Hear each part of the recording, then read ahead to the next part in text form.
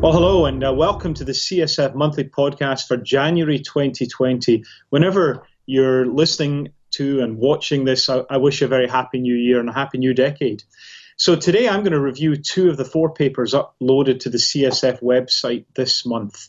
And you can access detailed summary slides of the papers discussed online by visiting cytokinesignaling.com. That's cytokine signaling, all one word. Now, the first paper I want to talk about is a phase 1 trial looking at Bruton's tyrosine kinase inhibitor, evobrutinib. And the study was led by Andreas Becker from the Merck group. Now, Bruton's tyrosine kinase inhibitor, BTK for short, is one of the many kinases. There are 518 of them have been described in the human kinome. And these are critical regulators of all manner of cellular functions.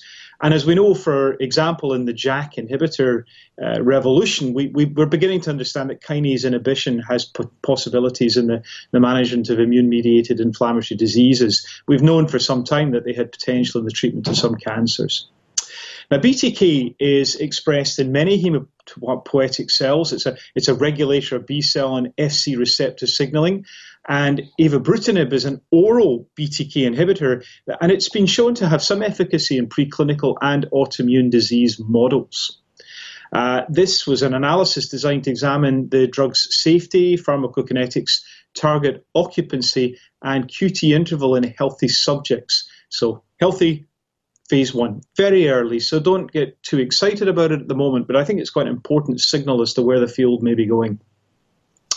Now, the PK parameters were determined by non-compartmentalized methods. BTK occupancy was determined by the total BTK and free BTK in peripheral blood mononuclear protein lysates. Take the cells out of the body and look at what enzyme is present and what is there in total and what is actually free from enzymatic activity.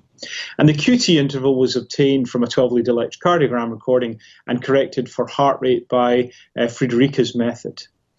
This was a study that had 2 distinct parts. First part randomized 48 subjects to a single dose of evobrutinib or placebo in 6 ascending dose cohorts from 25 milligrams through to 500 milligrams.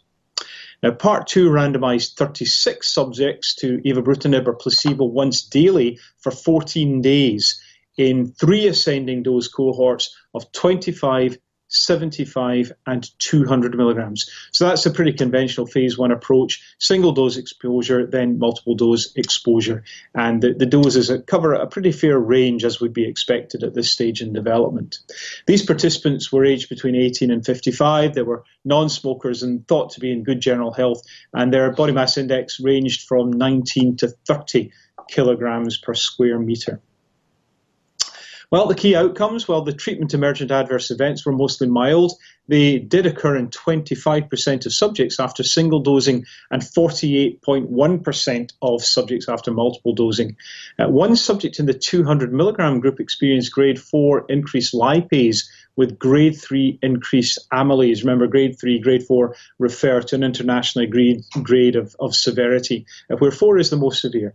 Now, however, there were no clinical signs or symptoms associated with these, and the levels returned rapidly to baseline, so the significance at the moment is unclear. Most common treatment emergent adverse events reported in multiple dosing were headache, 11%, skin irritation due to the ECG pads in 7%, and fatigue in 7.4%. There was no dose relationship regarding frequency or type of TAE among the evobrutinib-treated subjects. A non-tolerated dose could not therefore be identified as there were no dose-limiting events. Remember, that's the dose of a drug that you get to where you really cannot go any further because that dose is not tolerated by subjects. PK were dose proportional after single and multiple dosing with no time dependency or accumulation noted when administered once daily for 14 days. And in terms of pharmacodynamics, high and sustained PTK occupancy was observed after single and multiple dosing, and more than 90% maximum occupancy was achieved by a single dose of greater than or equal to 200 milligrams, and in all the multiple dose groups. Concentration response modeling for the QT-QTC data revealed no prolongation of QT-QTC interval resulting from single doses of evobrutinib up to 500 milligrams. What do we take from this? Well, it's a an analysis suggesting that Avibrutinib was well tolerated when administered either as single or, more importantly, as multiple ascending doses. And clearly we need further clinical trials to investigate whether targeting the BTK pathway, as I say, subserving B-cell receptor signaling, FC receptor signaling, and also actually some work suggesting it has a role in osteoclast activation, to determine whether that is an efficacy-inducing profile. Does the biology in the end translate into useful drug effects for us? So we have to watch this space. Now, the second paper I want to highlight is a post-hoc analysis of the oral scan trial, which is a study done some time ago when we think about it, and it evaluates the impact of Tofacitinib on patient-reported outcomes through 24 months. And this report comes from Vibeke Strand, who's affiliated to Stanford University. Now, eligible patients were randomized 4-4, 1-1 to receive Tofacitinib 5 milligrams BID, 10 milligrams BID placebo. And placebo advanced to Tofacitinib 5 or 10 milligrams at month 3 or 6. At month 3, non-responders, that was defined by less than 20% improvement in swollen joint count, were blindly advanced to TOFA. And at month 6, all patients were blindly advanced to TOFA. And just a quick note, the 10 milligram dose I think now is pretty much irrelevant in clinical practice given recent warnings from the regulatory agencies, but it's certainly reported in this clinical trial. Now, the minimum clinically important differences in PROs were analysed at baseline, month 1, and every 3 months thereafter. And the PROs collected included the patient global assessment of disease activity, HAQ disability index, patient assessment of pain, and SF36. So, key results, well, at month 3, Tofacitinib 5 or 10 milligrams had significant and clinically meaningful improvements in PROs compared to placebo, and they were sustained through to month 24. Similar improvements were reported at month 24 by patients initially on placebo who then advanced on to Tofacitinib at either month 3 or month 6. And these improvements suggest that if you respond to Tofacitinib, then it's going to impact positively on social, emotional, and mental well-being. So probably not an unexpected outcome. The changes in PROs were generally numerically greater with Tofacitinib 10 than 5 milligrams, but as I've already remarked, I think that is now pretty much irrelevant in our clinical practice.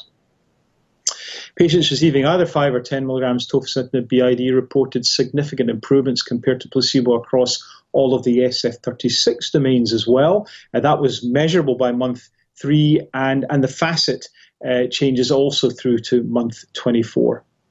And health-related quality of life was significantly improved with Tofacitinib compared to placebo at month 3, and then, of course, in the extension and active drug through to month 24. So what are our conclusions here? Well, in patients receiving Tofacitinib, all evaluated PRO endpoints were improved at month 3 compared with placebo, and by and large sustained through month 24. Remember, these are the people who stayed on drugs, so you're enriching for people who are doing well. And this was true for those people who went directly onto active compound or for those who had a period of placebo exposure at the beginning. And it suggests that Tofacitinib does have benefit across the range of measures of quality of life for people with rheumatoid arthritis, which is great. And it's important because we're seeing a real expansion in the JAK inhibitor field, and these are really important components of our evaluation of the impact on well-being.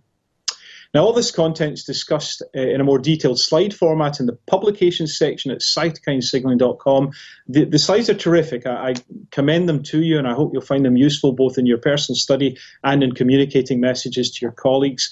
Look out for our upcoming author interview with Vibeke Strand herself, and she'll be discussing recent post-hoc analysis of Select Next and beyond, focusing in that conversation on the impact of Upadacitinib on patient-reported outcomes.